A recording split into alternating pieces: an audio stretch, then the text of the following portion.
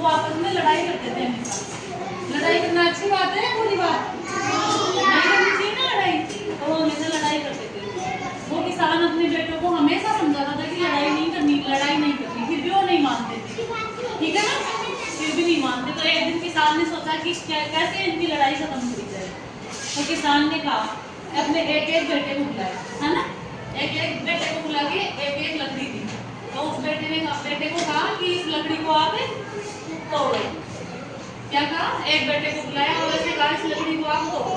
तो उसने उस लकड़ी को आसानी से तोड़ दिया। फिर दूसरे को बुलाया, दूसरे ने भी आसानी से तोड़ दिया।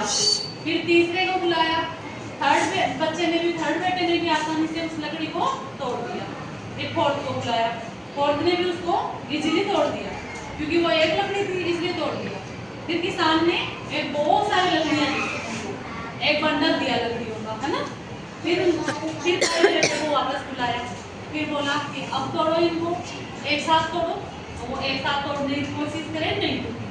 फिर दूसरे बेटे को बुलाया, दूसरे बेटे को भी एक साथ लकड़ी दी और तोड़ने की कोशिश करी, तो अभी नहीं टूटी। फिर ऐसे तीसरे को, चौथे को, सबसे एक साथ लकड़ियों का बंडल नहीं टूटा।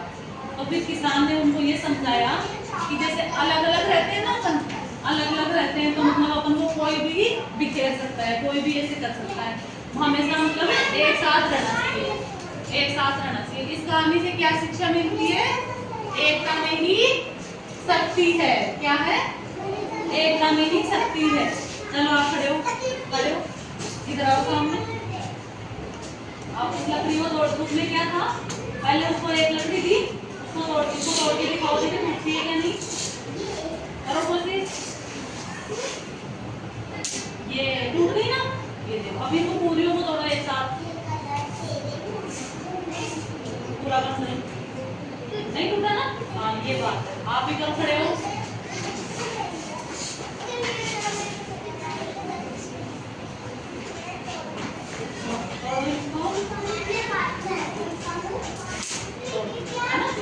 इस पूरे बंडल को तोड़ो एक साथ, नहीं टूटा ना।